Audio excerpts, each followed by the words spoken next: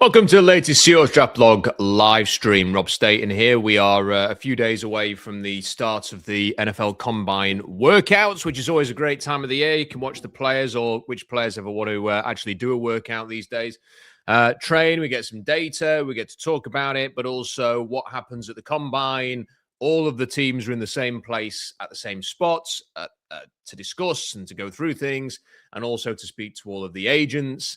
And there's all sorts of stories going on. And this is where things happen. You know, the big deals, the trades that are going to happen when the new league year begins, they get talked through at the NFL Combine. This is where the Russell Wilson trade was ultimately discussed. This is where the initial contact with the Raiders about eventually doing a deal for Geno Smith to go to Las Vegas. This is where it all kind of comes together. So it's going to be a very interesting week. And I have to say, looking at the Seahawks since the Super Bowl, and it does kind of feel like yesterday that they won the Super Bowl, the aggression that they have shown with their coaches, the seeming lack of time off from John Schneider and Mike McDonald since that Super Bowl, the minimal amount of celebrating before they cracked on with business of getting the offensive coordinator sorted, not settling for an in-house offensive coordinator hire, going outside and maybe taking a bit more of a risk to go outside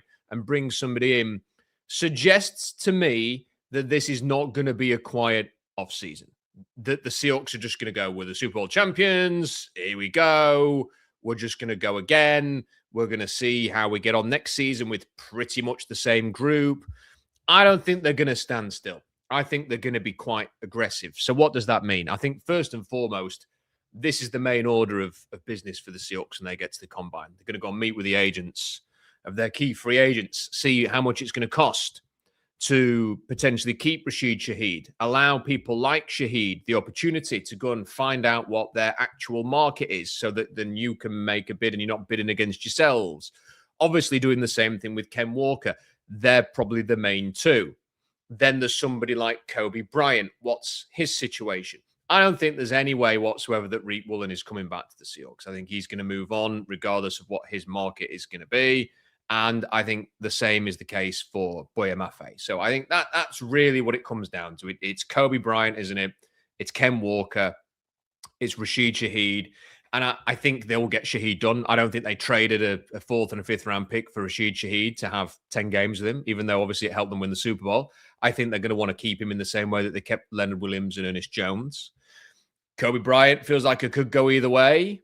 Depends what his market is. He's going to find that out next week. Ken Walker feels like it could go either way. Everyone will have seen that Javonte Williams has signed a 3-year deal with the Dallas Cowboys today. $8 million a year.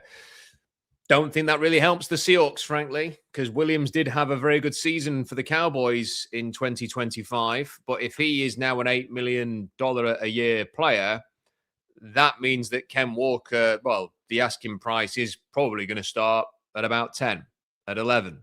And then our other team's going to come up to the plate here and offer a little bit more.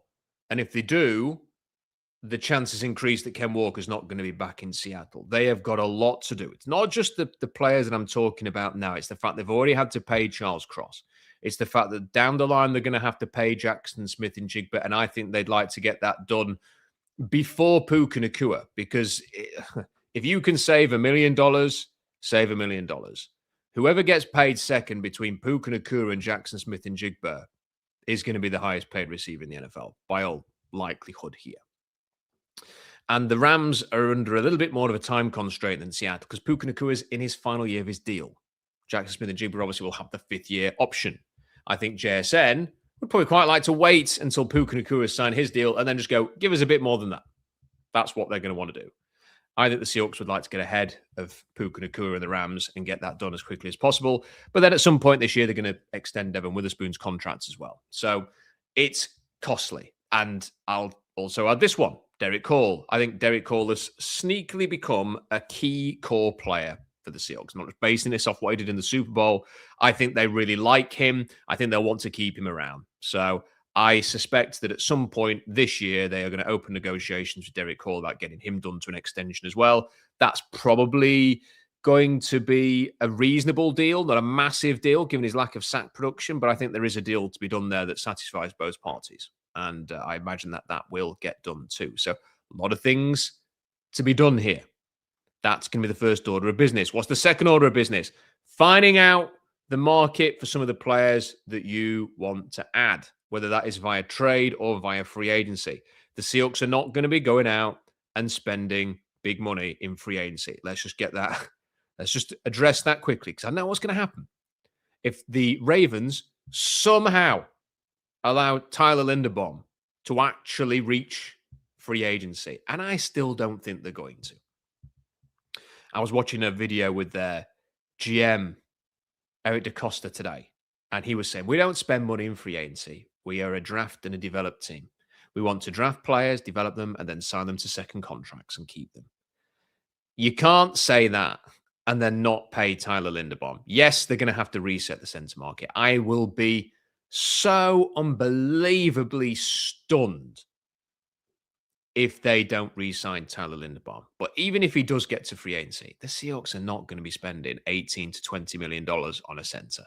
They're just not. And any of those kind of deals, those big splashy deals, they ain't going to go and sign Trey Hendrickson either, I don't think. Unless his market is just like much lower than I think people expect. They ain't be making these big splashy moves. They need to box clever. They need to see who's going to get cut. They need to see who can come in at the right price and do a job for them, which is what they did last year. They made some smart moves that were a little bit against the grain, not necessarily expected, but they made the right moves to build and reshape the culture of this team. That's what they're going to have to do. The other thing that they've got to do is hedge. This is the single most underrated aspect of any offseason. The draft hedge.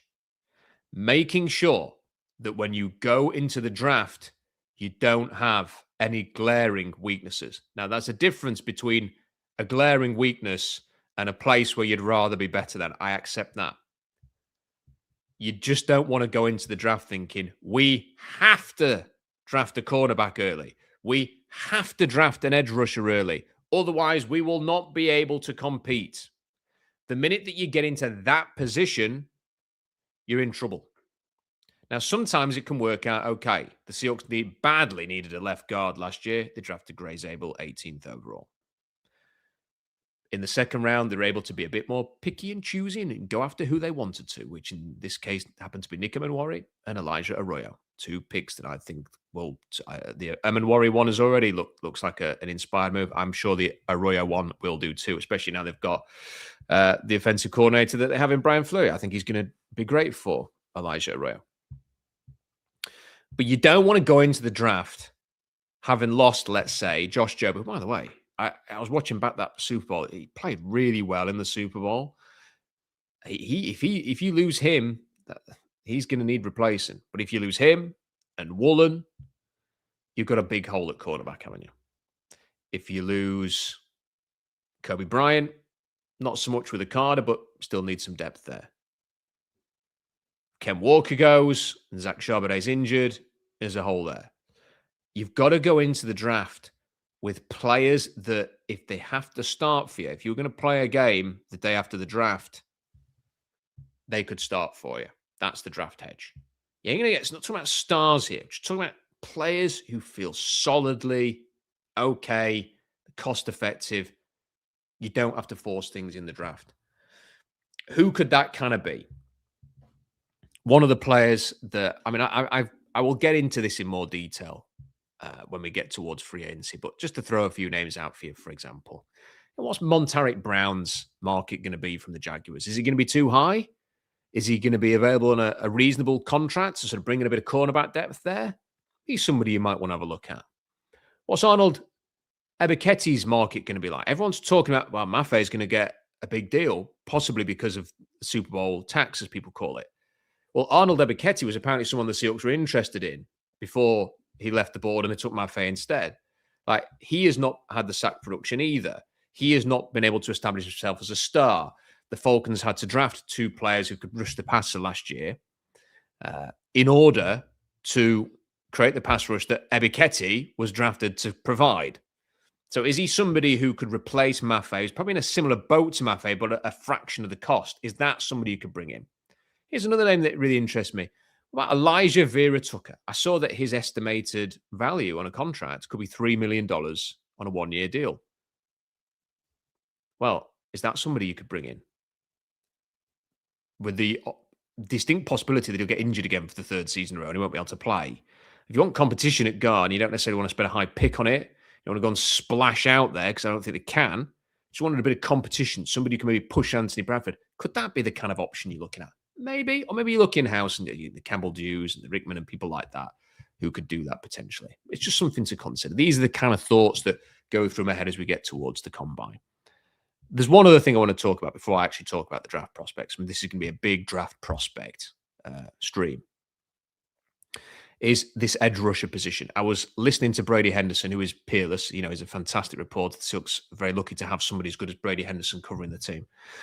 He was talking on Brock and Solk on Thursday and saying, not given that DeMarcus Lawrence will come back. He had suggested that in an interview for the TV during the parade, but, you know, everyone's had a drink.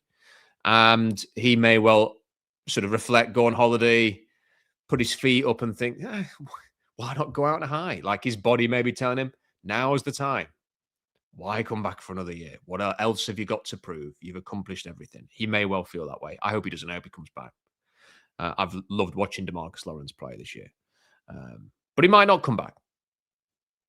And then Boye Mafe might move on. And then you look at Chenna Nwosu's contract, $20 million cap hit. Even with this situation, I don't mean you bring your Chenna Nwosu back on a $20 million cap hit. Like, I just don't think you can. Like, I think that has to come down one way or another. You have to shave some of that or he has to move on.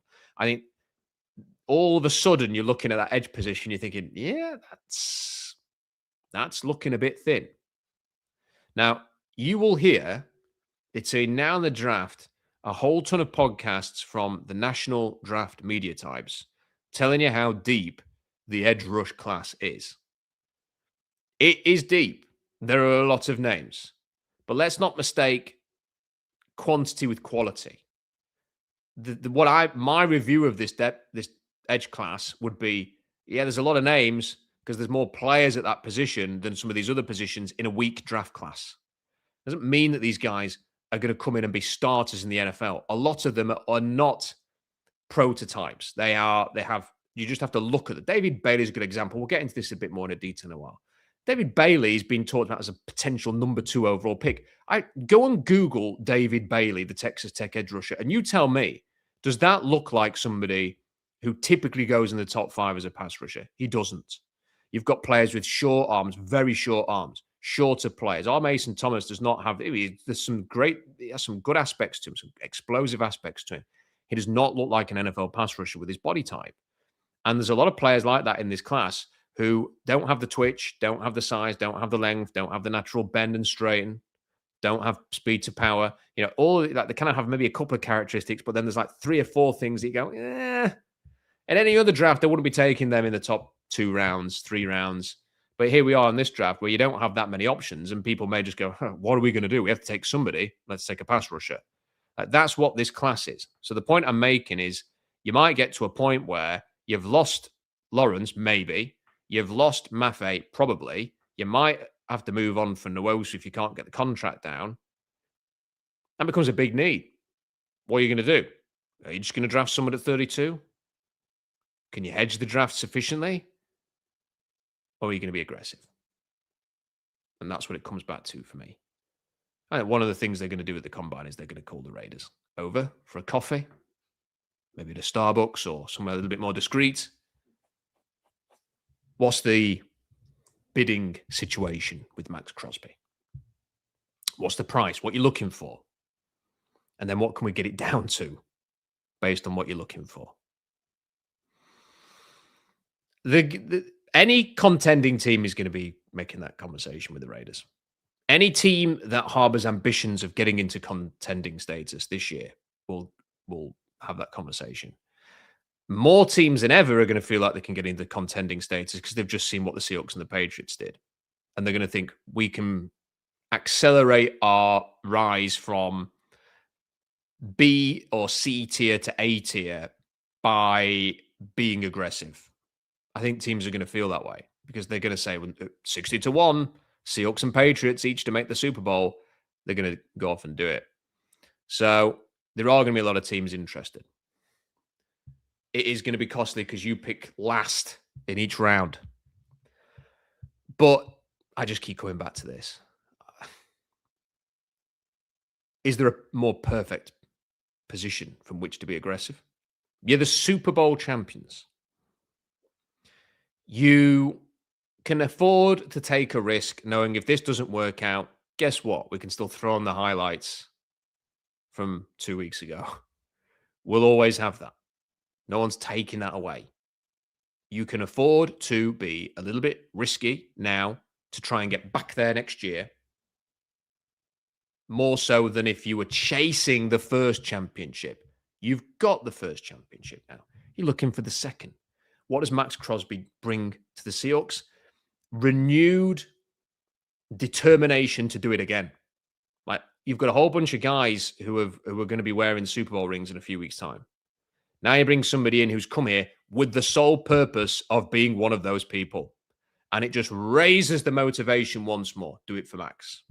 Max has come here to help us get another one of these things. We want to help him get his first. That kind of thing is big.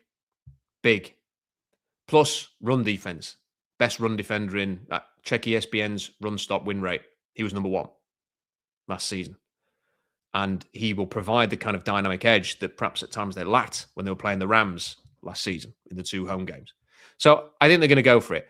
Can they outbid the other teams? I don't know. But I do know that because I've listened to Brady Henderson talk about this over the last couple of days, they made that inquiry at the last combine. DK Metcalf, Geno Smith for Max Crosby. I think one person, first name Pete maybe, was down for a bit of that. Then other people said no chance, and that was kiboshed. And then when they undoubtedly went back in, like before that, we talked about it endlessly at the trade deadline. They went back in. The Schefter and Glazer, they were, watch out for the Seahawks. Watch out. That wasn't because of Rashid Shaheed. Watch out for the Seahawks was they're going after Max Crosby. And they did. And they just couldn't get it done. Couldn't get it done at the time. So if the Seahawks are prepared to try and acquire Max Crosby a year ago, if they're prepared to try and do it at the trade deadline, why wouldn't they do it now? Why do it then? Not now. That doesn't make any sense. So I think they're going to make the call, and we'll see. We'll see if they can get it done. If they do, that's one huge thing sorted for next year. If he then can bring back Kobe Bryant, don't have to worry about that need position filled there. Worry about Josh Jobe. Okay, that's another cornerback down there. Maybe bring somebody else in as a hedge. Maybe a 2nd or 3rd round pick. Maybe restructure Nuosa or keep DeMarcus. See, that they've got the makings of coming back loaded again. So that's why I think it could be on the table. Someone has asked me why I'm wearing a UCF cap. I just thought I'd throw it on because we're talking about college football. I don't follow any college football teams. I do have a Husky hat. I have a Cougs hat. I have a Gators hat just across here.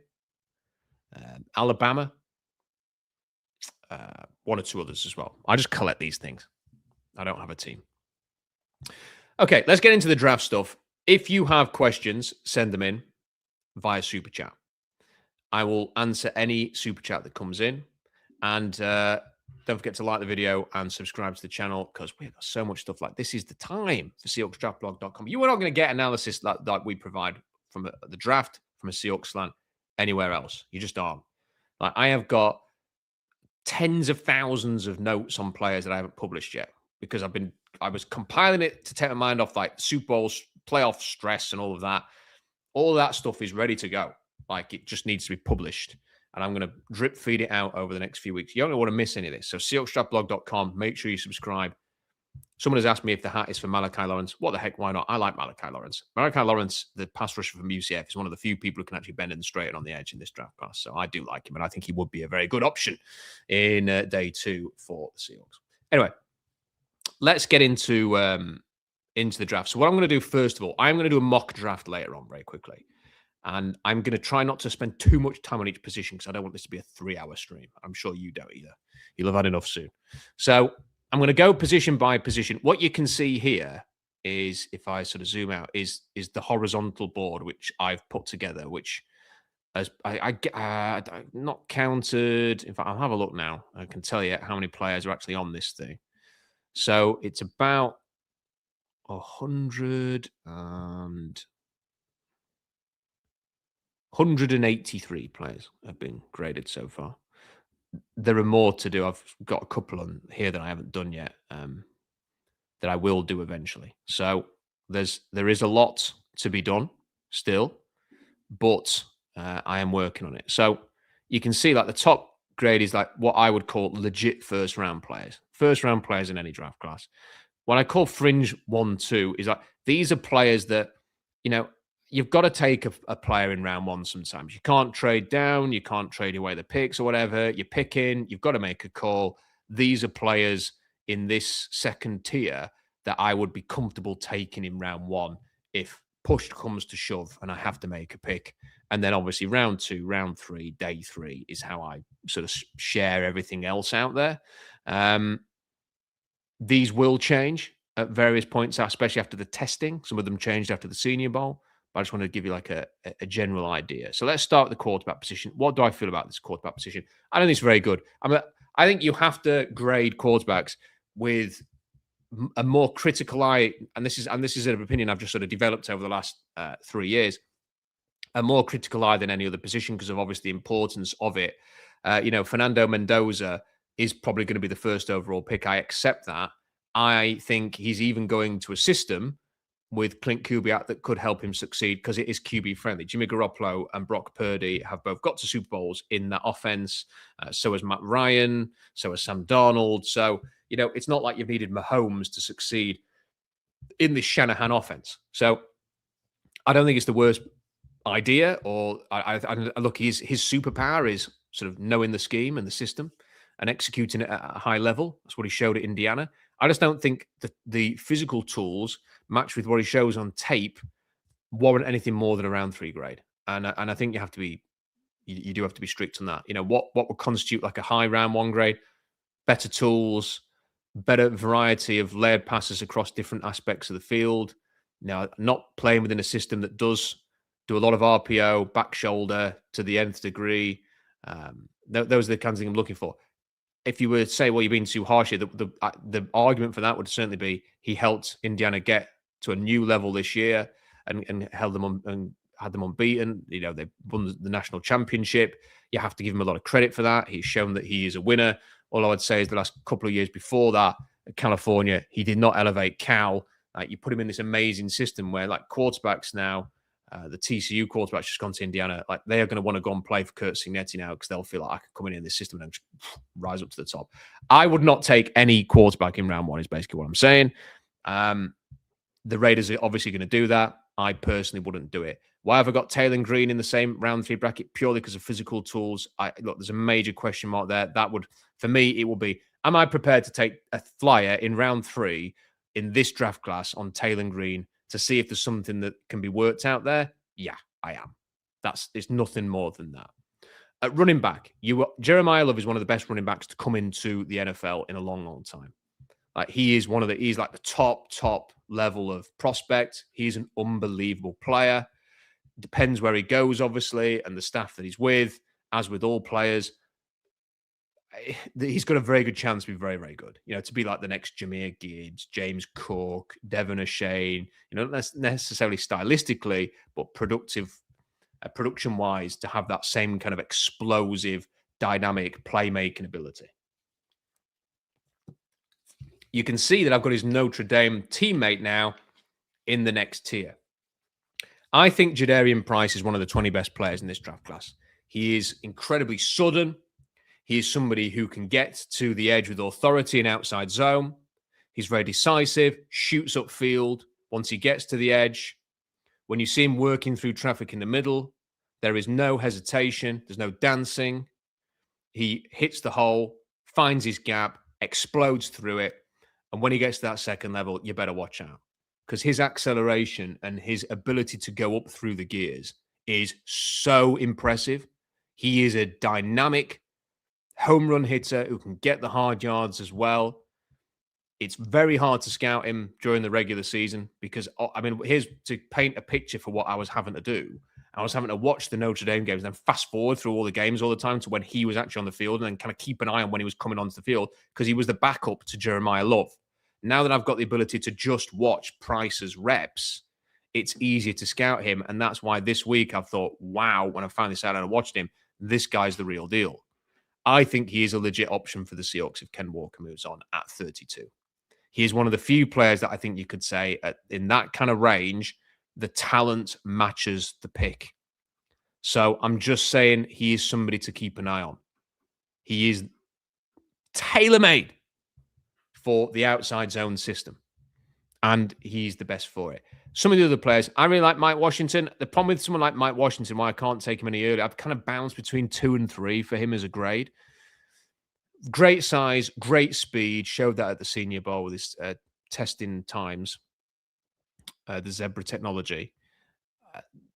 Love aspects of the way he played at Arkansas. He really does feel to me like someone who could go either way. Like, is he going to be just a complimentary back? Is he going to be able to become a starter? I don't know. It's quite hard to work out what the upside is there. He's definitely a player in there, and he's big and he's fast, and he can be explosive. There's something in there that I like. It's just hard to know how early you're prepared to take a player like that. Emmett Johnson is much smaller, but he also is a highly dynamic player. And then Nicholas Singleton has just got if he tests at the combine, and I suspect he will because he went to the Senior Bowl, he can blow everybody away with his testing. So it'll be interesting to see how he gets on. But he had a mightily disappointing end to the season with Penn State, and that is a problem that teams will ask him about. Why was your 2025 so crap when your 2024 was pretty good? So in terms of running backs for me, I think if they're going to replace Ken Walker in that kind of draft range, you're looking at Jadarian Price there as your best bet. They may well have some later guys that they can fit in there. After all, this is a system that goes through running backs, but I think we've seen if you want to run the ball, you've got to have talent at the running back position. And if Zach Charbonnet's not going to be there, I'm not sure you can just lean on late round picks. Even if some teams have shown consistently can do that, the Seahawks are yet to show they can consistently do that. At receiver, there is a 3 for me. Mekhi Lemon, Jordan Tyson, and Carnell Tate are all kind of bunched closely together. Tyson's probably going to go third of the 3 just because of the injury history. I do think there's a little bit more there than maybe Carnell Tate, but Tate's going to go before him. Mekhi Lemon is the real deal. I think there's a distinct possibility that Lemon and Tate will go in the top 16. Tyson could as well, but is possibly more likely to go in the early 20s just because of the injury history. Casey Concepcion, there are aspects to like about his play. There are also some concerns, some drops, stuff like that. Chris Brazzell, I think, is being overlooked a little bit by some, not so much by others. When I heard Kyle Shanahan say that their main offseason priority for the Niners was to get more speed and offense, I immediately thought they might draft Chris Brazzell. They just have this tendency to like the receivers that I like a bit more than others. And I think Chris Brazzell could end up being a 49er at the end of round 1. Denzel Boston. I'm still not sold on Denzel Boston because a lot of the catches he has, he's not got separation. You aren't going to be able to high point everything all of the time in the NFL. You are going to take on more physical cornerbacks. Defenses are going to have ways of limiting your ability to catch and make the kind of plays that he does when he isn't separating in college. The one thing is, though, is he does have a good frame. His character, I've listened to a lot of his interviews. He does remind me a lot of Rome Odunze in terms of his character. And his run blocking grade is absolutely freaking awesome. And that's the kind of thing that I think teams are going to go, do you know what? We'll take a chance on whether or not the downfield stuff and the major touchdown product. He had 20 touchdowns, didn't he, in 2 seasons? We'll take a chance on that and see if that can translate. But if nothing else, we'll have somebody who can maybe run some slants and convert some third downs for us. And we've got somebody who can run block the crap out of the football. So I think that might be sort of the view that teams have there with him. I think there's some good players that are going to go on day 3. I really like Harrison Wallace and Deshaun Stribling, the former Washington State Cougar from Ole Miss. I think Omar Cooper's going to go a lot earlier than I've got him here. I'm not sold. There was a bit of talk about, what was his kind of like effort like and his showing up in 2024, turn it on in 2025. What was that like before? Malachi Fields for me is just it's just not sudden enough. And people are putting him in round 1 and top 40. Like, the man can't separate.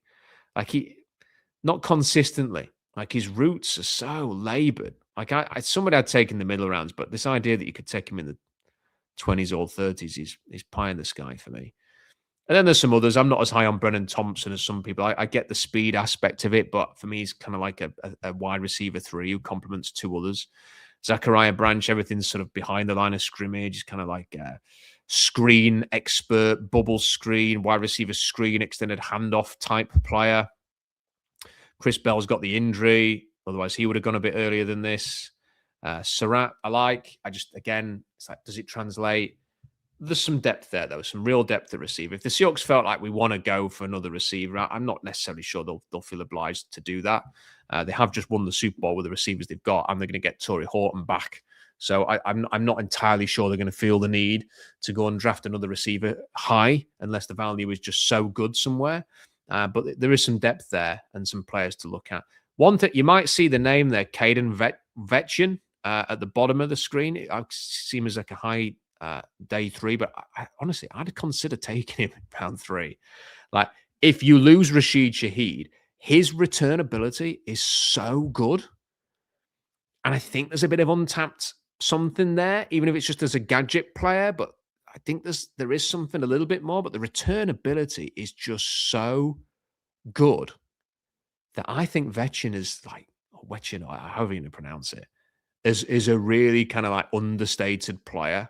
And special teams and the dynamic kicks these days, there are many more kick returns than there used to be.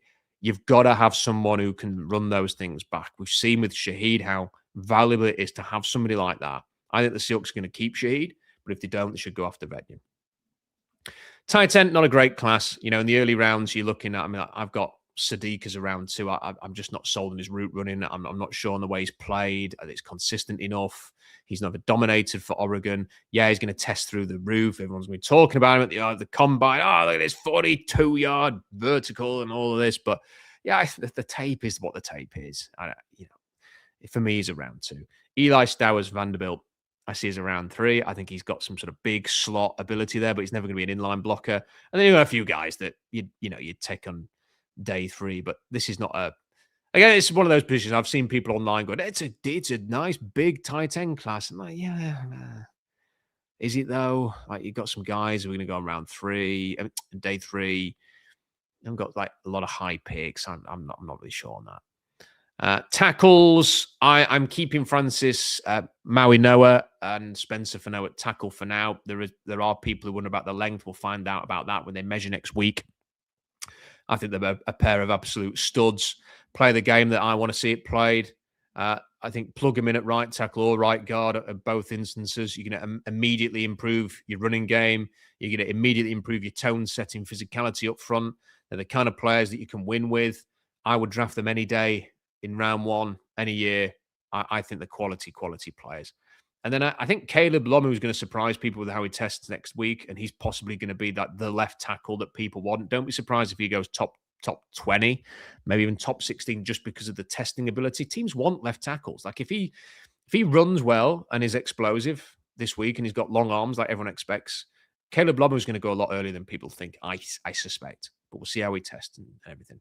And then Blake Miller. I was like, when I watched Clemson, I was disappointed with everybody except, even to an extent, Terrell, until I really studied his tape. I really didn't sort of get a feel for Blake Miller until I sat down and watched him about a week ago. And when I thought, no, I was so wrong on this guy. Like, the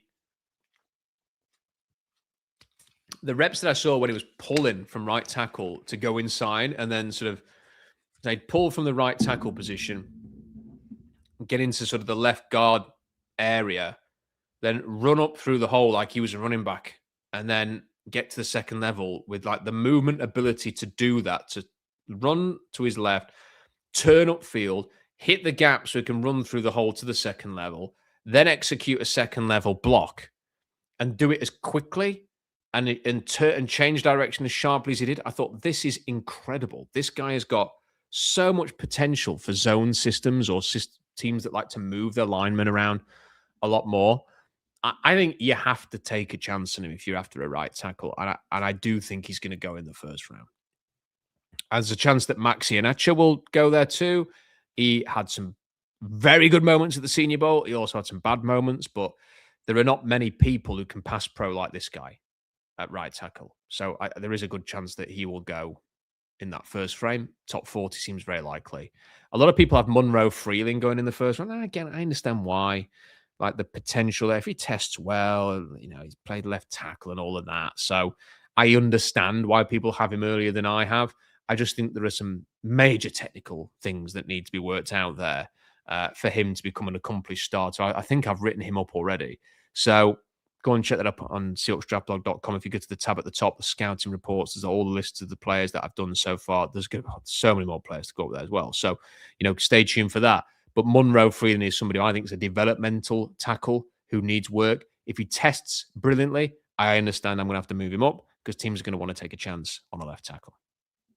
And then guard and center, I'll take a little breather. I'll do some super chats. And we'll go to the defensive players after that. Vega Ione, I think, is a fantastic guard prospect. He is the kind of player that AFC North guard is how to describe him, and he is going to go in the top 25.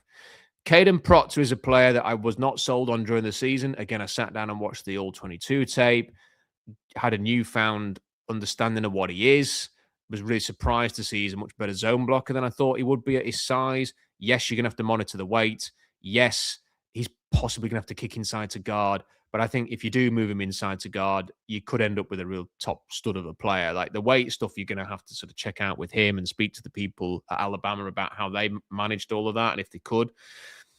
But he's just somebody that's got a lot of upside and potential. And, maybe he could play right tackle as well. I don't think he's a left tackle in the NFL, but he could play right tackle maybe. Definitely could play guard. Lots of potential there. I don't understand what's happened with Jennings Duncan, why people are suddenly souring on him. I guess they're maybe watching the tape where he had the MCL injury and thinking that means he can't move now. He was playing with an MCL. That's why he couldn't move. I thought he was good at the Senior Bowl. I think he's one of the most accomplished blockers I've watched since starting this blog in 2008. I think he's going to kick inside to right guard. That is his best position. I wouldn't want to play him at right tackle. If he had to fill in there, I think he could do it for a game or two. I think as a right guard, he could be excellent. And then Emmanuel Pregnon, older player, definitely you're going to hear people talk about his zone blocking grade being the best. And he did have a very, very good zone blocking grade. I don't think it's justified. I don't think that higher grade is justified, I should say. Like he does some elements of the zone system well, progressed to second level, some combo blocks that are good. I didn't see someone screaming into space on the outside like Gray Zabel or Chase Lunt or whoever was doing last season and sort of blocking in space and being violent in that way. He is a heavy guy. He is not going to, mobility is not going to be his friend. He's not like Anthony Bradford, but he's not like Gray Zabel. He's kind of somewhere in the middle. So I don't think if people are going to start saying, get this guy in because he's an amazing zone blocker because the grade says so, I think that PFF grade is a little bit deceptive there. What a surprise. He is a good player, though. Like, if you plug him in, if you draft him in day 2, you are going to get a very solid guard player who can do a job for you. I actually think he'd probably be better in a gap scheme with the way that he plays rather than a zone, surprisingly enough. But I don't think you can rule it out. I mean, look, the Seahawks played with Anthony Bradford, who was a decent athlete. It does have to remind people he tested well at the combine. We'll see how Emmanuel Pregnon gets on. Like, his body type has changed so much. Like the guy's built like a tank, like a rhino. Like it's hard to sort of determine whether a player like that is going to run and jump and do all those things very, very well because he's so massive and muscular. Like it's hard to know how he's going to test, but it will be interesting to see how he gets on. And then Logan Jones, I still not had any answers to why Logan Jones was not at the Shrine Bowl or the Senior Bowl, but he is listed amongst the combine participants. So is he injured? Is he recovering? Is that why he wasn't there? We're going to find out next week, but he is somebody who, when he does test, he's going to have a Tyler Linderbaum-esque testing session, and I think that's going to bolster his stock. Brian Parker is a player that I really like. Watched him at Duke, played right tackle for them. They often ran behind him. He is a really good zone blocking prospect. I think with his frame, he probably does have to kick inside to center. Could potentially play right guard as well. Someone to keep an eye on. James Brockermeyer, Sam Heck, 2 real stars from the Senior Bowl. Really liked both of them. Right, so we'll take a bit of a pause. We'll do some super chats, and then we'll do the defensive side of the ball, and then we'll finish off with the mock draft. So Sam says, I'm curious how the sale of the team will affect contract negotiations. Can Jody Allen put cash in escrow for new contracts and add it to the sale tab, or is it difficult to make these financial investments? I don't know the answer for sure on that. I mean, it's not something that there's advice or information on the internet about. What I would suggest is that that's probably what's going to happen, that Jody Allen would put cash in escrow for JSN's contract, let's say, and that the agreement would be you're buying the team. This is part of the arrangement that you would be willing to replace that money in escrow, let's say. Now, or buy the team with that money tacked on. Now, I suppose you could argue if you were buying the team, I'm paying $10 billion. How about we just write that off? I mean, that it wouldn't be the word, I'd say we'll write that 100 million off there, or whatever that's in escrow, because I'm giving you $10 billion. And that's a massive increase from the last team, the Commanders, who were sold for about 6, wasn't it? So they might actually just go, yeah, we'll leave, we'll put the money in escrow. It's fine. I think the main thing is that I don't think Vulcan are going to do anything that can prevent the Seahawks from having the continued success in the near future, purely because the team is facing a bit of an uncertain ownership future. So I think they will do everything that they need to do now. And then when it comes to selling the team, they'll work that out one way or another. I have to say, I'm very relaxed about this. There's people on the blog getting very stressed about the ownership thing in the comments section. People are fretting about, I don't want this person, I don't want that person. And I'm just like, it'll be who it is. You've got no control over it. All I can hope for is that the person comes in, trusts the people who are working at the team now. I'm not just talking about on the field. I'm talking about the scouting department, the front office, all of the executives, anybody like that seems to be doing a really good job. Like, you're the Super Bowl champions. Keep the status quo. I don't want somebody who feels like they've got to come in there and start sticking the sharp elbows out and doing everything their way because they think they know best. It needs to be somebody who's just going to preach continuity. Crack on, everybody. Like, pretend that I've always been the owner or whatever. Let's just get on with it. What do you need? Come and give me a call, and that's it. Hopefully, someone is going to do that. When you're spending $10 billion, it's not. It's quite easy to say to somebody, "Don't get too involved. Don't rock the boat." When you part with $10 billion, it can be difficult. So that's all my hope is that they won't get too involved. Take 610 says Max Crosby and Tyler Linderbaum equals 3-peat. They ain't able to do that, man. They just can't do it. They can't pay Tyler Linderbaum his massive record-breaking contract, put that in escrow, along with the Charles Cross deal in escrow, along with Devin Witherspoon, along with JSN. They just can't do it. And then they can't take on like an $18 million cap hit with Linderbaum and then say to Max Crosby, yeah, we're going to bring your $30 million base salary over as well. Like, it's just not realistic. I mean, if I'm wrong on that, fantastic. We'll all have a party, won't we? Because that would be amazing to get those 2 players. I just don't think it's very likely. Chris Osman says, thoughts on Max Bredesen? What round? That is not somebody who I have. I don't think it's somebody I've studied yet. Let me just double check on my notes. I definitely have done the other Michigan linebacker. Let me get back to you on that one. I don't think he's somebody I've done the full extensive. Jimmy Rolder I have done. I haven't done Max Bredesen. So that's one to do in the future. But I've done Jimmy Rolder, and I think he's a very solid, orthodox, old-school linebacker. I imagine that Bredesen might be very similar, but I will do the work, Chris, and get back to you on that. And then the Warhammer guy says, who are the best draft cornerback fits with Mike's defense? I can't claim to be an absolute expert on the kind of cornerbacks that he's looking for.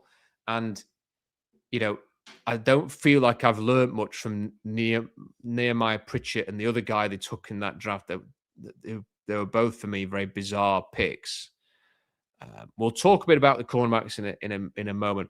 There are certain players that I can imagine doing quite well, but it's all kinds of like shapes and sizes with the cornerbacks he's had in Baltimore. The thing about in Baltimore is he would often convert safeties to cornerbacks and then fill in across from Marlon Humphrey. Look, he's probably going to get cut by the Ravens. Is he going to come over here and fill in for a year? That's a distinct possibility. But they've kind of like For me, that might be the one thing that is a little bit unpredictable. Like, what do they look for? Who are they going to bring in? Do they want someone who is the finished article? Do they want someone who they can feel confident can start quickly? Like, there's a lot of different question marks there. But we will get into the cornerbacks very shortly. Keep the super chats coming in, and I will get back to those before we get into the mock draft. So, edge, defensive end, the edge classes, as I mentioned, look, there's a lot of names. You can see them here. I've not done everybody yet, but like, there's a lot of names in there. I think it's overrated, and people will, by the way, will include the edge and the DE in the same. So, like, all of the guys who are in the DE section, you could put them over to the edge section, and you'll see that that's why there's more than other positions.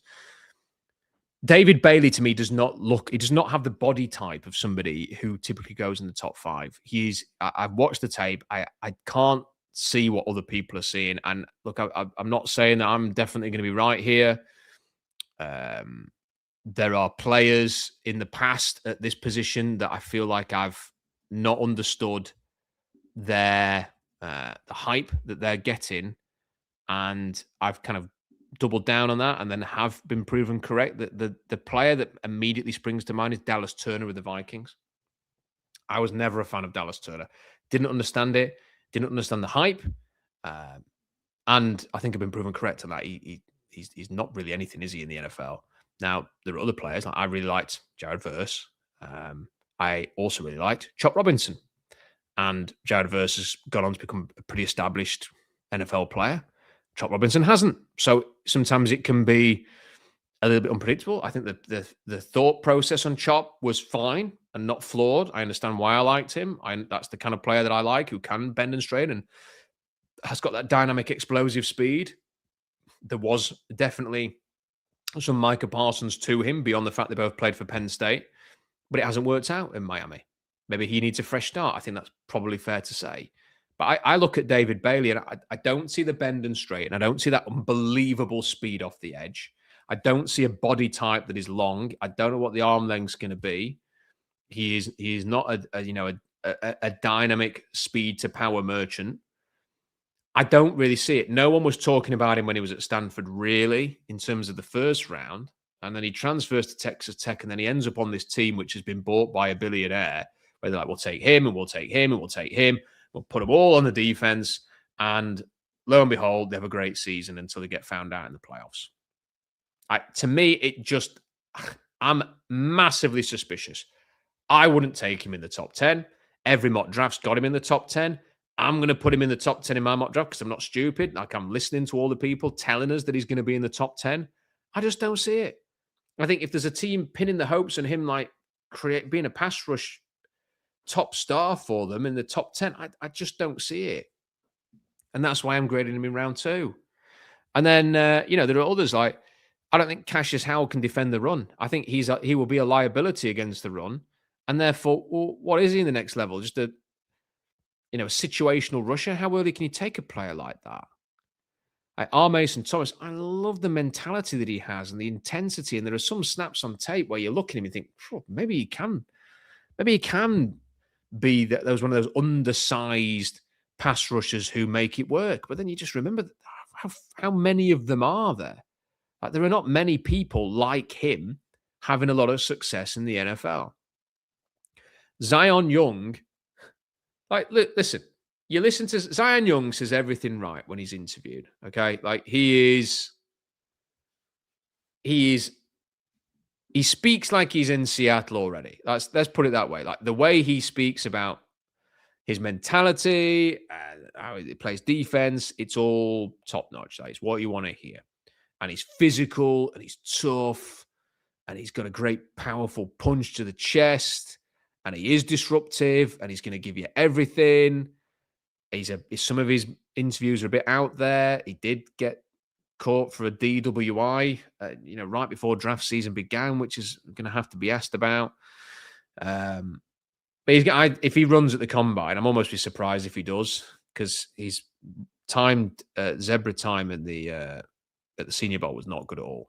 And if you can't run, what, are you just another LJ Collier? Like, LJ Collier was physical as F, like, for TCU. If you haven't got the speed and the twitch, you're going to win that much off the edge. So, yeah, it's kind of, I like the mentality. I like the physicality. How early can you take a player if you can't run? Ruben Bain's got 30-inch arms, 31-inch arms.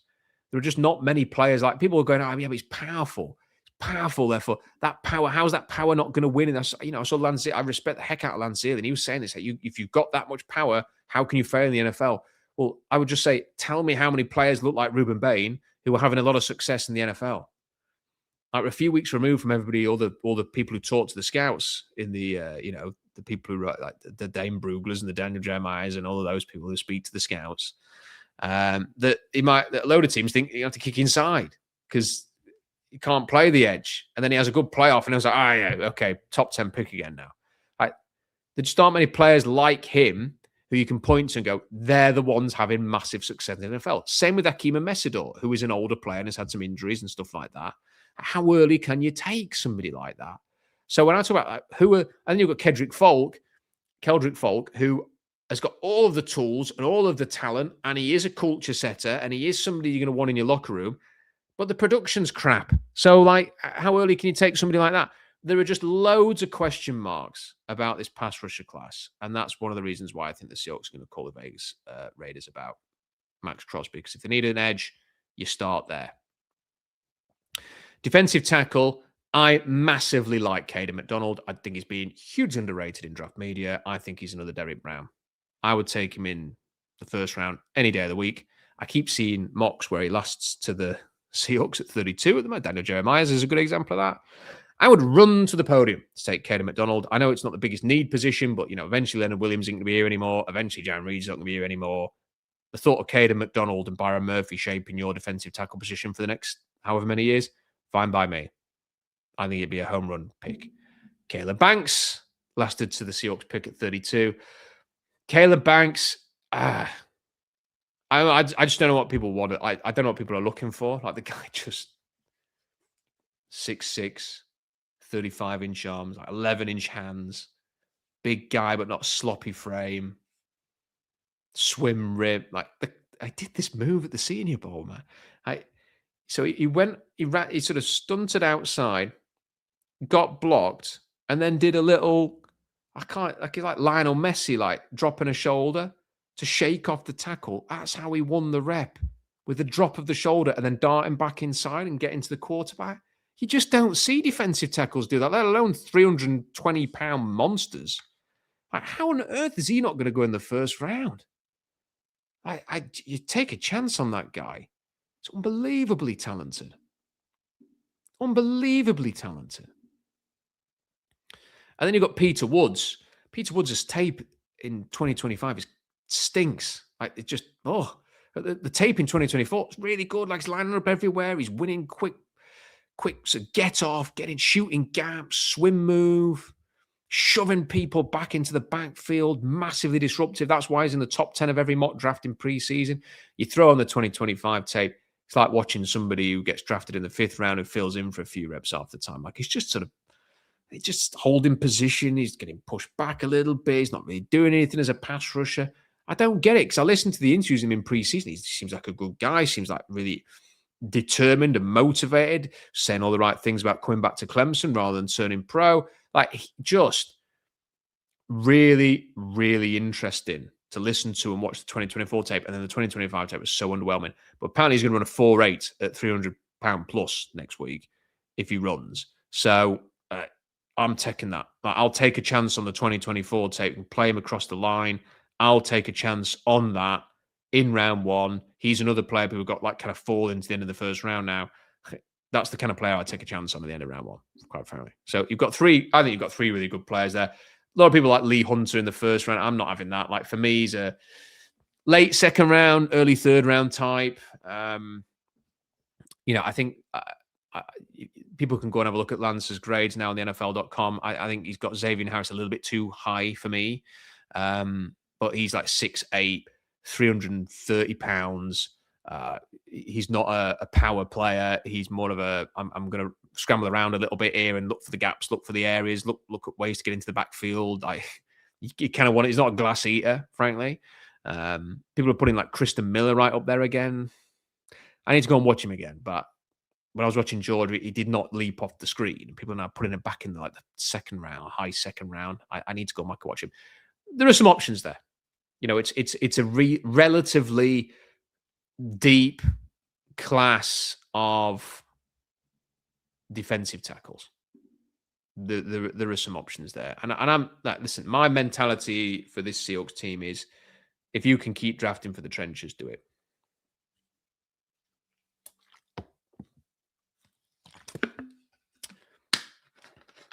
Yeah, that's what I would say. I'm seeing people saying, people are saying in the comment section, where was Banks' Senior Bowl level play in college? I would say that I've seen plenty of reps from Caleb Banks at Florida that were really good. Really good. So not all of it was good, but Florida weren't very good. So I've just realized I've not shared the screen again while I'm talking about all this stuff. So you probably just thought, what's he on about here? As I'm pointing at this stuff. So apologies for that. What a numpty. So there you go. You can see, now you can see the defensive tackles. Now you can see the edge rushers.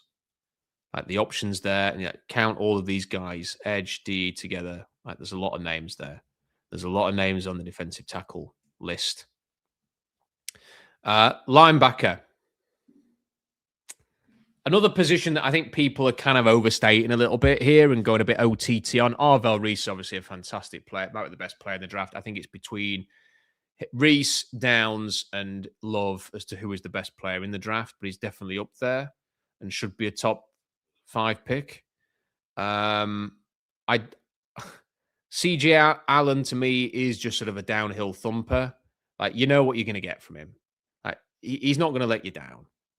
He's not a spectacular player. Like, he's not somebody who you can think, wow, that's going to change the defense having him in there. And you kind of have to wonder, how high do you take somebody like that? Because he's the kind of player that if he goes 40th overall, people may well turn around and you're going, how on earth did you let him get to 40? Like, he was consistent and he did this and he got loads of tackles. But, teams are generally looking for a bit more impact or sparkle with their first round picks. Like the linebacker position, there are a lot of teams who feel like they can get by on it, whether that's right or wrong. Some schemes can get by on it, but they'd rather take a chance to see if they can get a great defensive lineman, a great offensive lineman, a receiver, cornerback, quarterback, in some of these positions. And CJ Allen is going to be a solid NFL player, especially on early downs.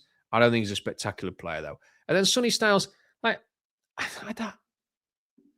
people are talking about him like he's one of the best players in the draft.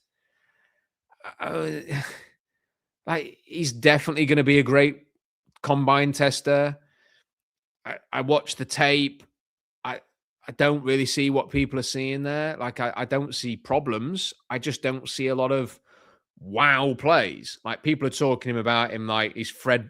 I've seen people keep comparing him to Fred Warner. I'm like, is this just because you've been on the Bruce Feldman freaks list and seen that he can test really well? Because if so, can you point to where we see that? I mean, like he's got reasonable range. He is fast. I get all of that stuff. He's a converted safety. I think he may be a bit more like Isaiah Simmons or Nick Manwari. Like there was a kind of like he could be a complete flop, or somebody who's moved to linebacker, but not quite a linebacker in the NFL. If you struggle to find an actual position for him, maybe he's Nick Manwari. He can sort of play that kind of hybrid role there and can do a really good job. I think that's probably the best case scenario for him. I don't see him as like a Fred Warner. Fred Warner is one of one.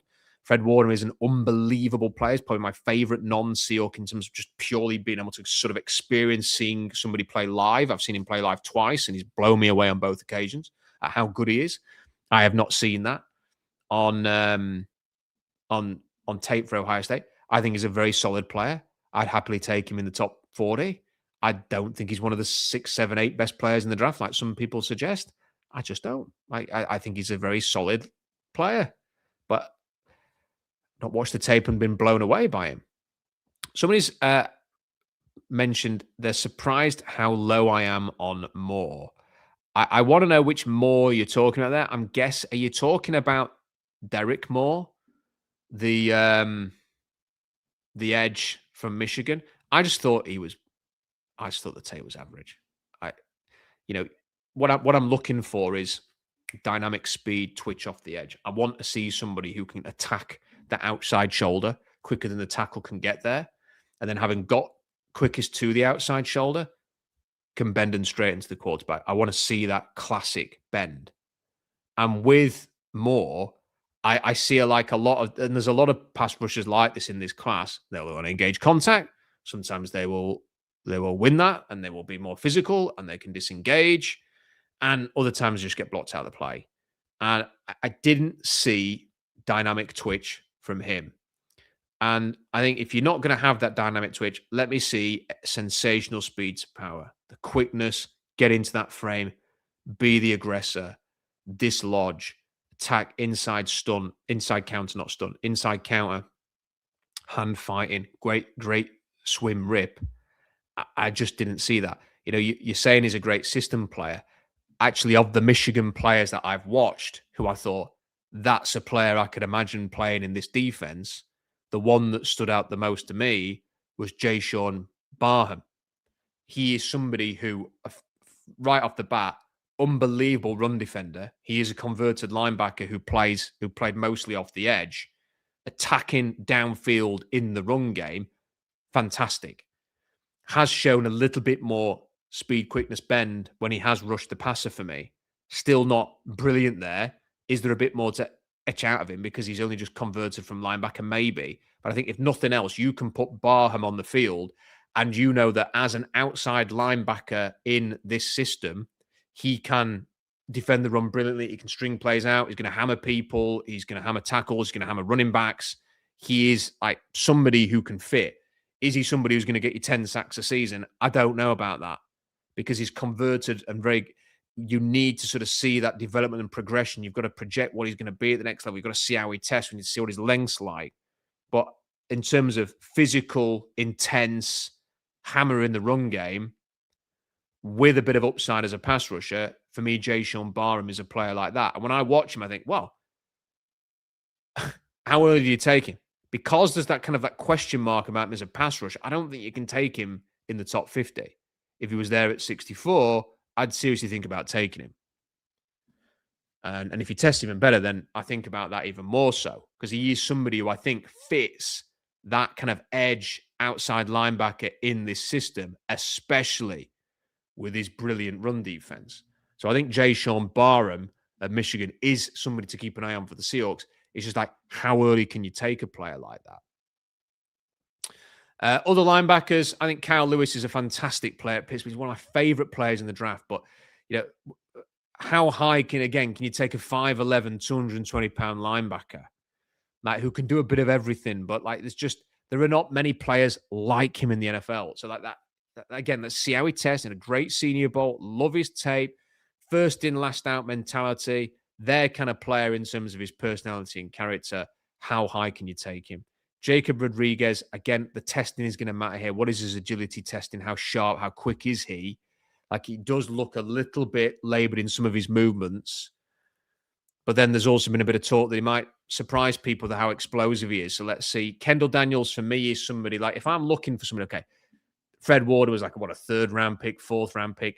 Who is going to come in that kind of range? And let's just work them and see if we can turn them into something. Kendall Daniels, a converted player, who's rushed the edge, who's played a bit of safety, can play a bit of linebacker. For me, he's got that range. I want to see a bit more aggression from him. I want to see a bit more of that glass-eating mentality for his position. He's going to need that.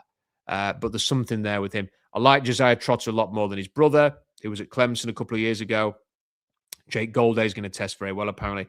Anthony Hill Jr., I need to do a bit more work on, but I wasn't totally convinced watching the TV copy tape during the season.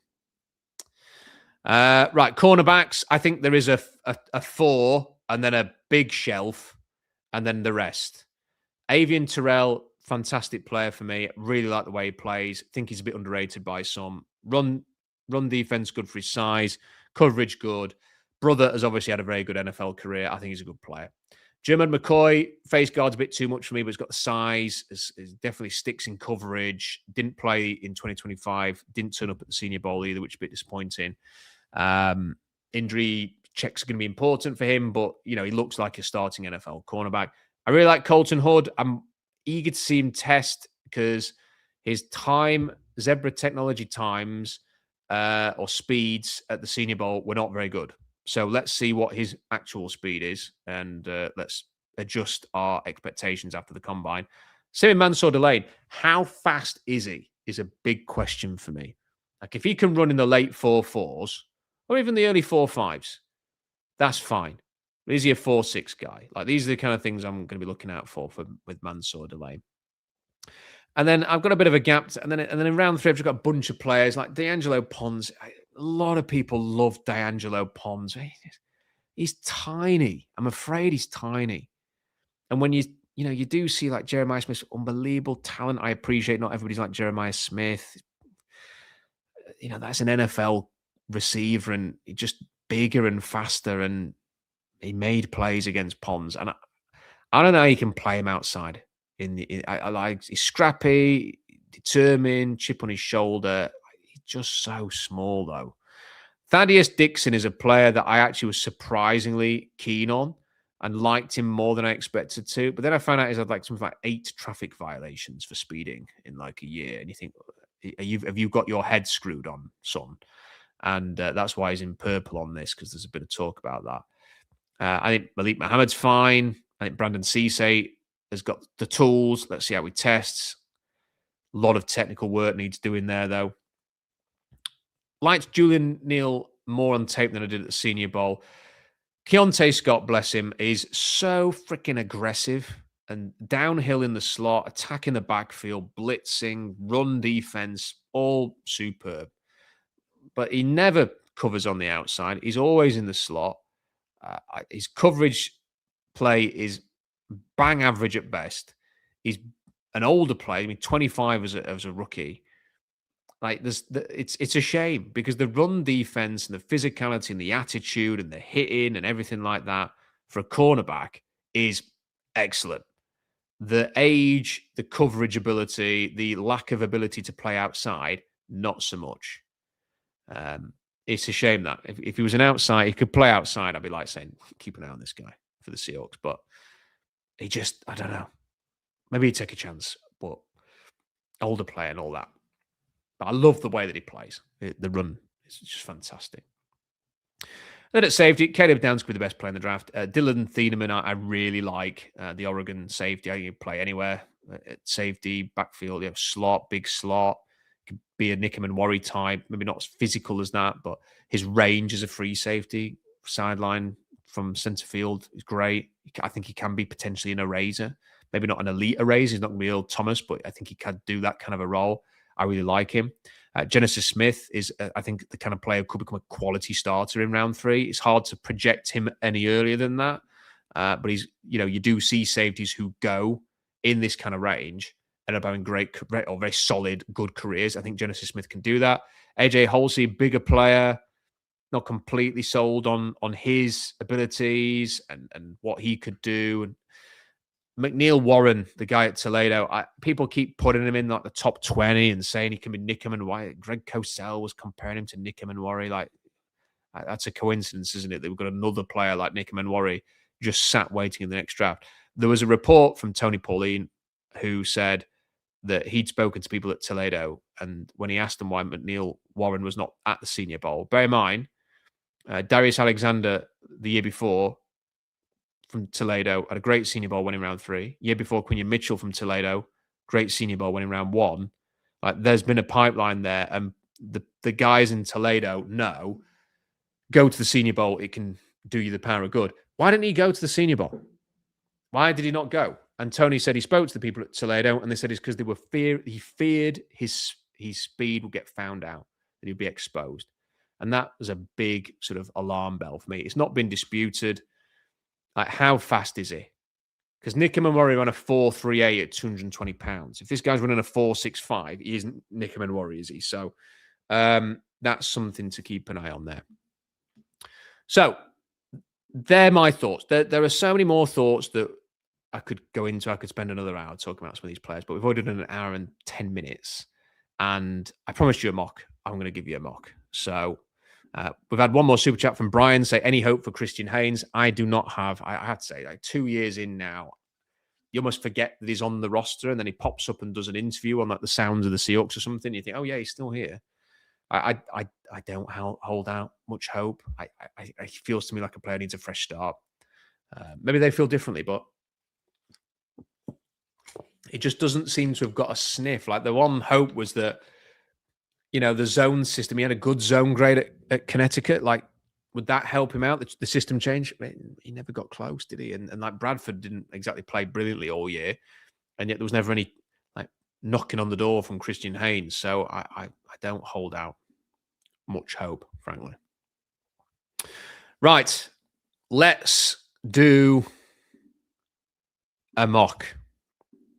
I am going to use the old Pro Football Network mock draft. I'm going to share the screen now. There we go. Can you see it? The adverts are a pain. Right, I'm making every pick. So let's get a shift on with this. First pick is obviously going to be Fernando Mendoza. He will go first overall. Clint Kubiak will take him. I think it could work because of the system, but I would not take, personally, Fernando Mendoza in round one. If I was a team in need of a quarterback, I would just, if I was them, I'd probably take one of the offensive linemen or Caleb Downs, Jeremiah Love, Arvell Reese, who I think are the three better players in the draft. I'll consider Mawanoa and Fanau, games won in the trenches. And I would say, look, if the system is going to be good for Fernando Mendoza, maybe it'd be good for Garrett Nussmeier. Maybe we can get Derek Carr back out of retirement to just be a bridge for a year. Maybe Kirk Cousins can come and play because he was designed for the Shanahan system. So that's what I would do. They're not going to do that. They're going to take Fernando Mendoza. Jets at 2.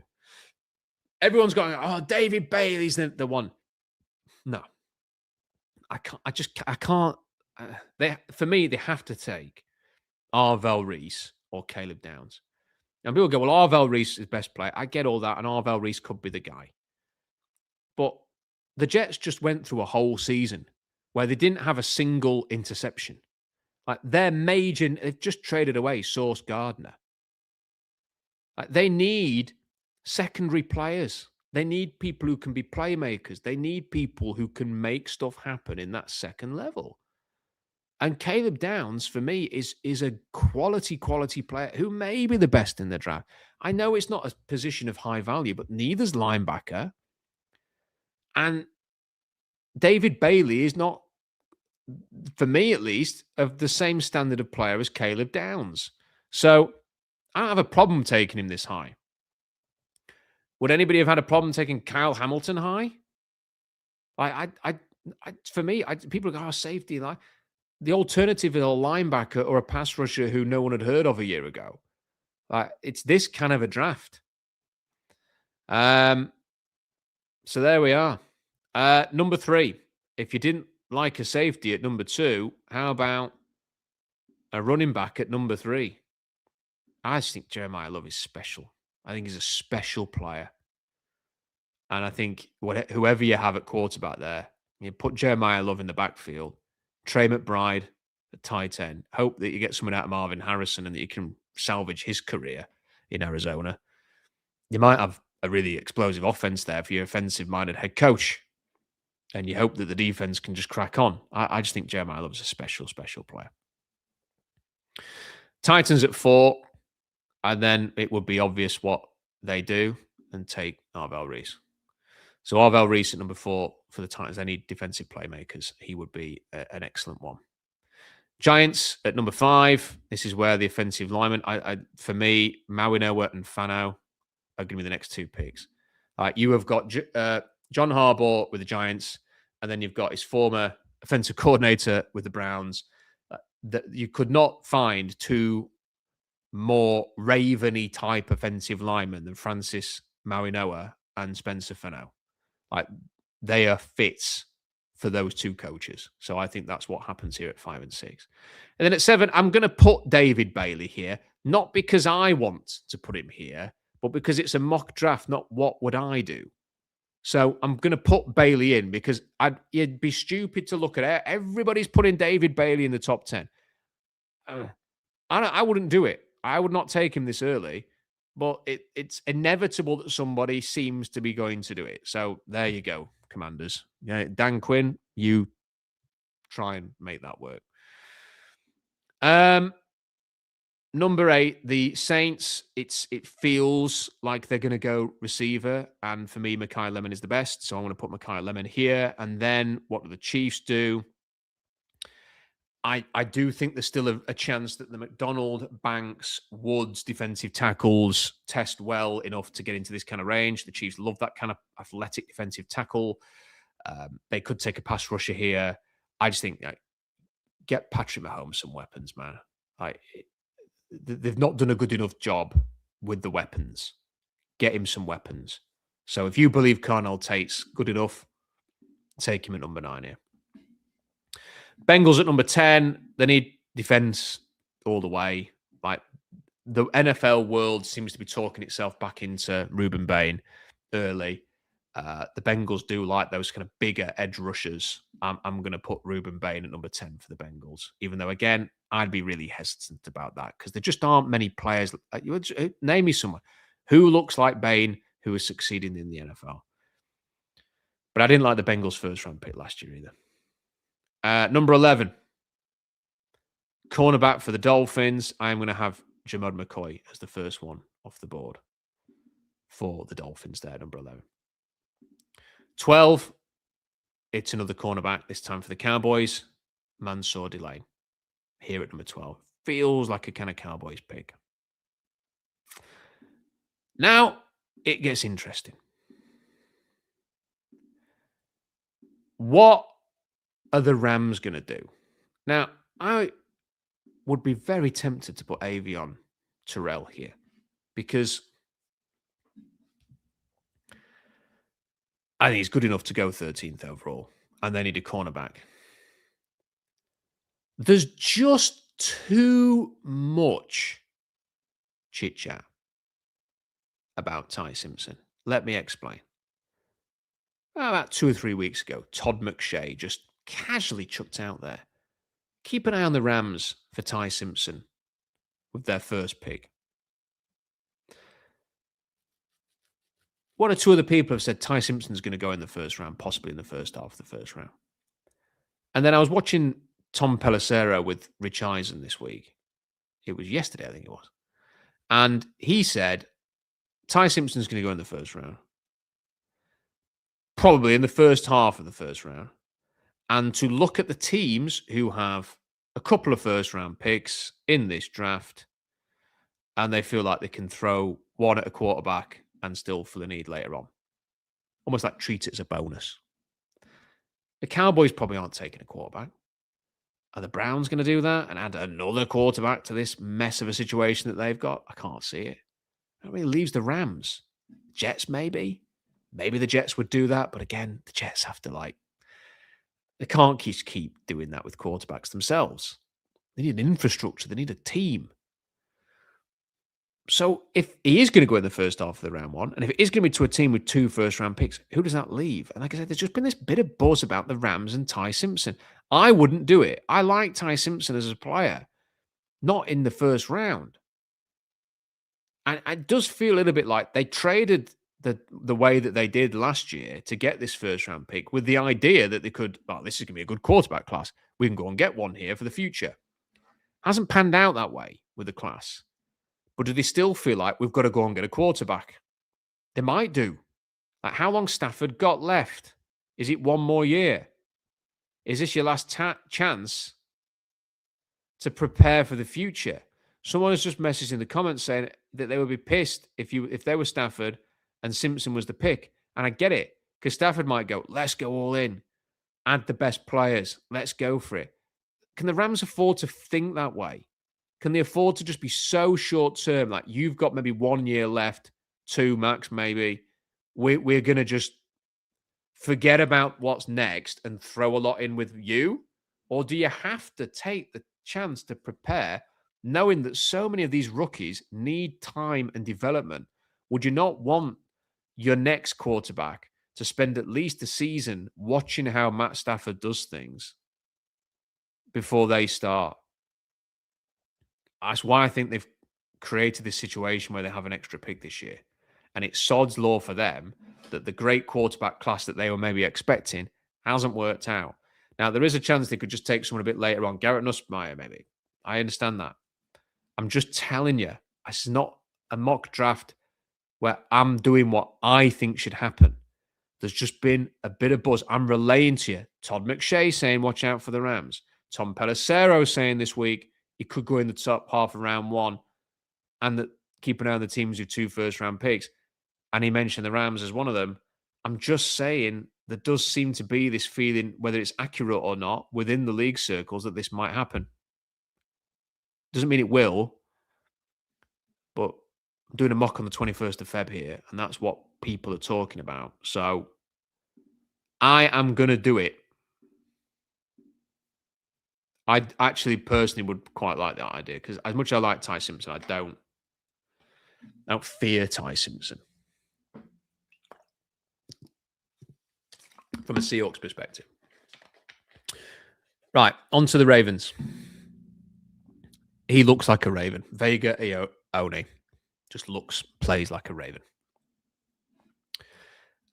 15, Tampa Bay. I am going to go pass rusher, Keldrick Falk. Someone needs to take a chance on the upside of the tools. Jets could go in a number of different directions here. Are they going to go receiver? Are they going to go for a cornerback having taken... I think they're going to spend money on cornerbacks, like people have been saying. Is Reed Woolen an option for the Jets? Maybe he is. But I just like this player too much to think that he's going to fall as far as some people are suggesting. I'm going to put Caden McDonald here. They traded away Quinn and Williams. They haven't got anybody quite like this. And the Lions have drafted and developed defensive tackles and seem to put a large emphasis on that. I just got a feeling that in this kind of range, if he's still on the board, someone's going to go, we can't turn this guy down. I think he's the next Derek Brown. I think he's too good. And I do think there's a chance that this could happen. I'm not just doing it because I like him. I think he is that good. 17, Lions need to plan for the future at left tackle. I'm going to give him Caleb Lomu. I think he is the best left tackle prospect in this draft class.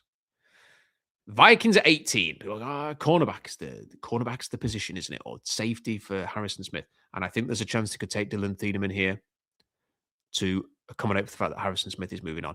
I'm not going to do that. I think they're going to go for a pass rusher. And I think this is where Mr. Banks goes. Caleb Banks. Disruptive beast of a defensive tackle, making things happen. Thinks a great fit for the defense. I think that would be a home run pick for the Vikings. I've got a feeling he might go a bit earlier than some people are suggesting. And then 19, look, again, I said what I said about Sonny Styles. He probably is going to go in the first round. And I said, not a bad player, just not somebody I think is as good as some people are suggesting. So he goes 19 here to the Panthers. Dallas at number 20. Got a cornerback with the first pick. Now they take Dylan Thiedemann, plays safety with their second pick. The range is unreal.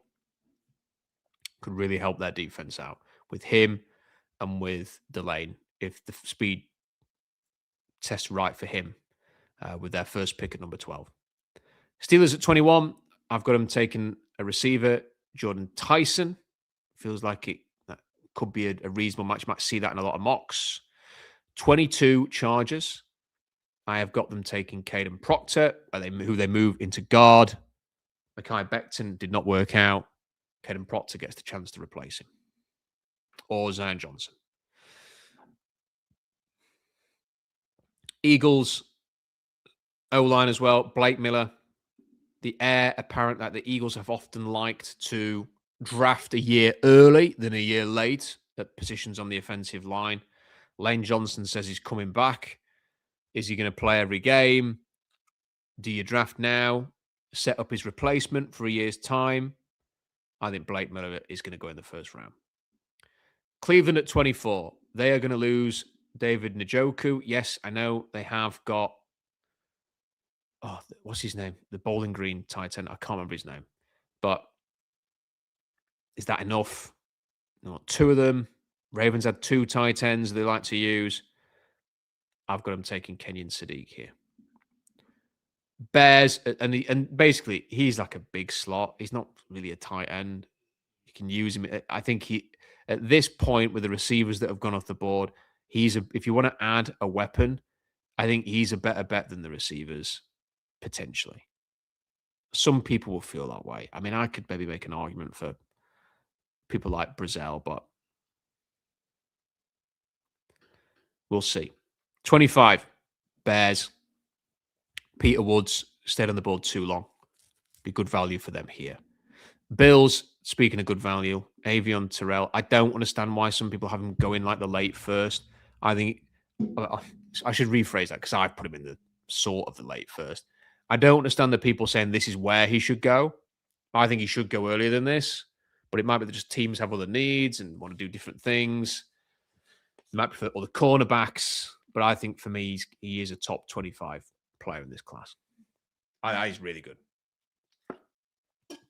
If he lasted to 32, he'd be a really good pick. I mean, that'd be a home run pick, really, I think.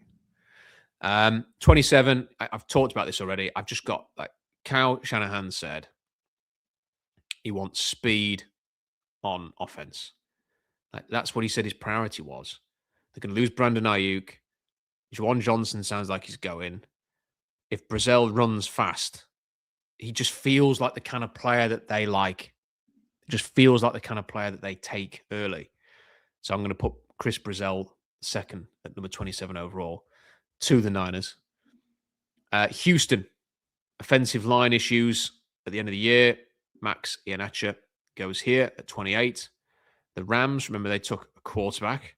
Now they come back and address an immediate need with a cornerback, Colton Hood, who I do like. I just want to see what the testing's like for his speed because he did not run fast at the Senior Bowl, according to Zebra. Broncos at 30, nearly at the end.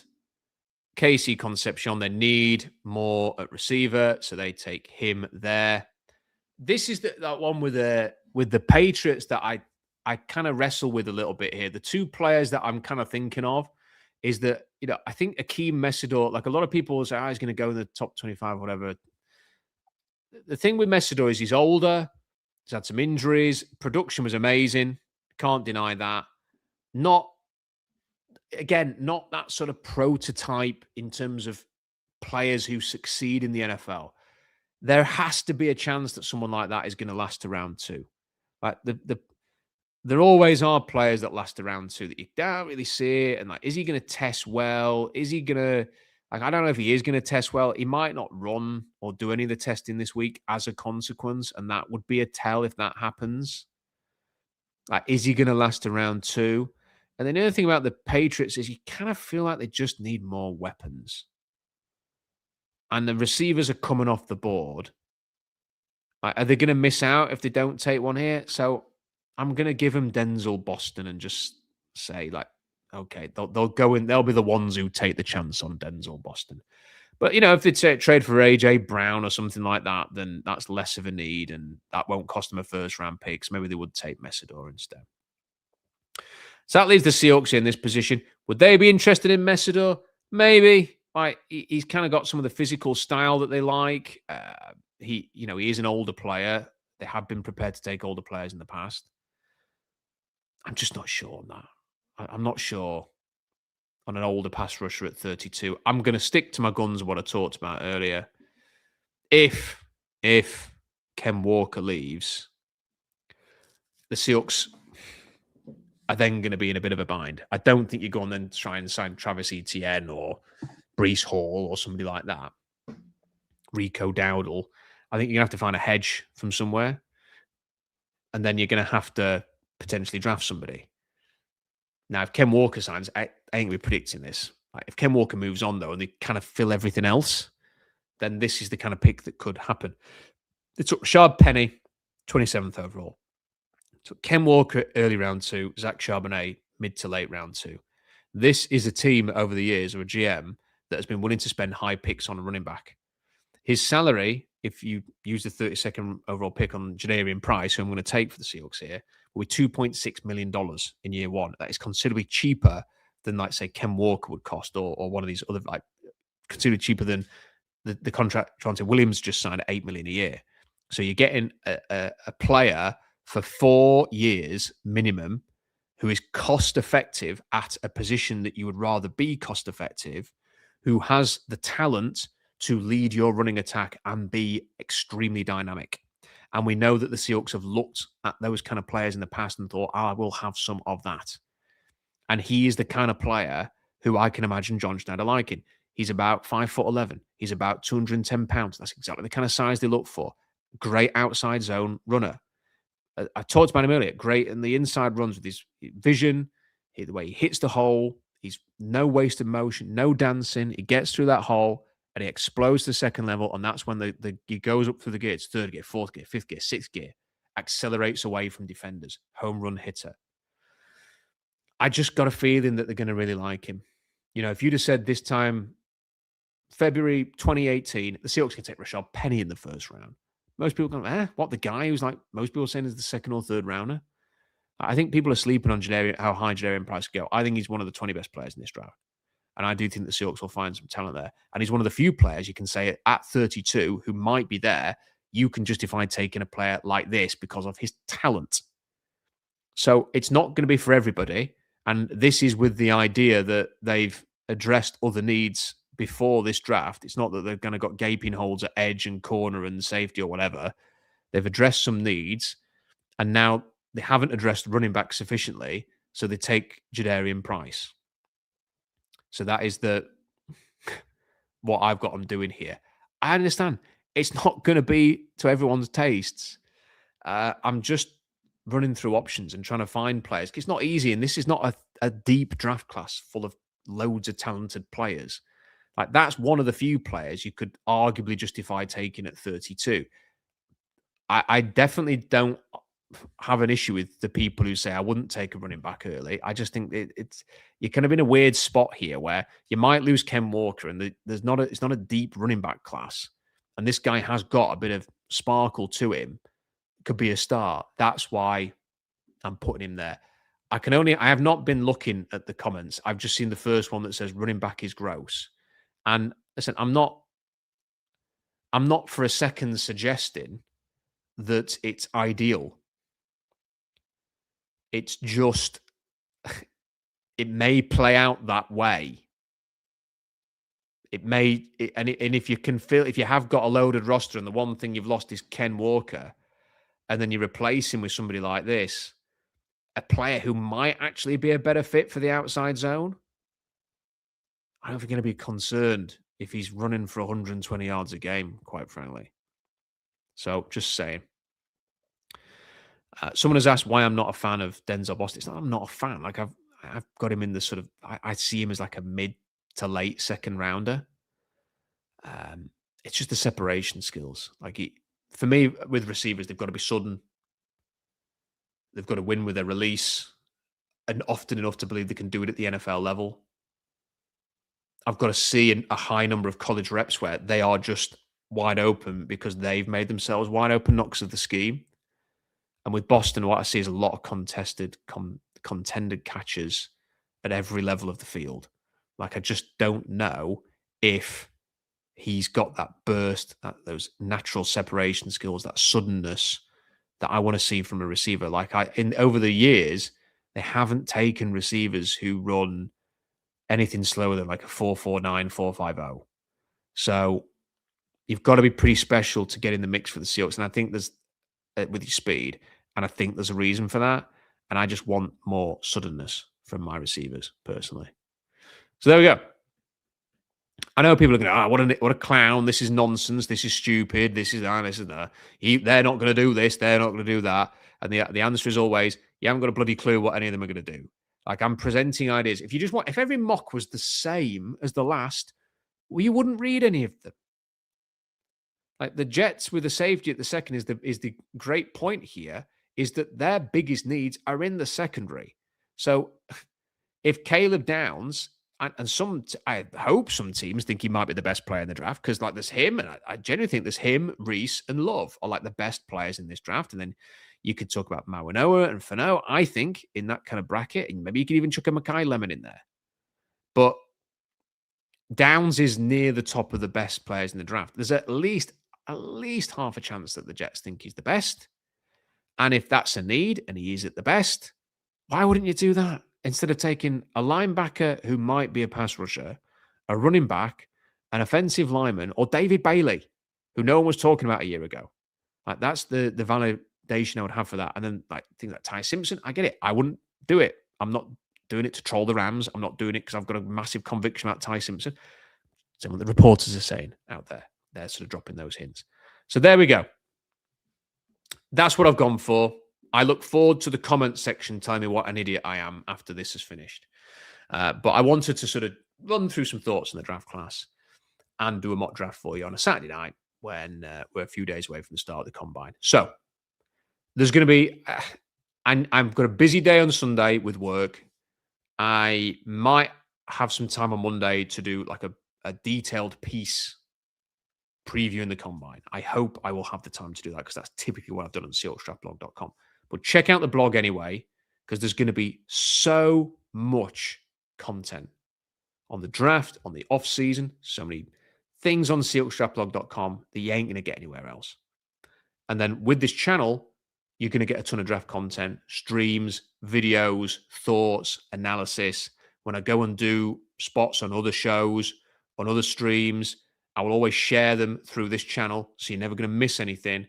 I'd say, look, if you've never given it a try before, you've been doing this since 2008, I feel like we've got enough of a track record now to have some faith with you. Subscribe to the channel. You won't miss anything. We've got 12,000 subs. Let's get that up. I feel like, come on, let's get those numbers up. There's about half of you who watch these videos who don't subscribe. Subscribe. Don't let the algorithm chuck the videos your way because you've watched one or two before. Subscribe, and then you won't miss anything. Do me a favor as well. Like the video. I can see how many of you have been watching this live. A fraction of you actually like the video. Please do me the favor of liking the video afterwards. And if you could leave a comment as well, that would be great. But the subs are the main thing. The other final thing is the hype button. If you could just hit that from your tablets or your phones after I've finished the live stream, that would be much appreciated as well. There we go. Right, combine. All the teams will be there on Monday. We're doing all the interviews, all the chatting and all that, the measurements and the weighing and all that. And then from Thursday, the workouts start.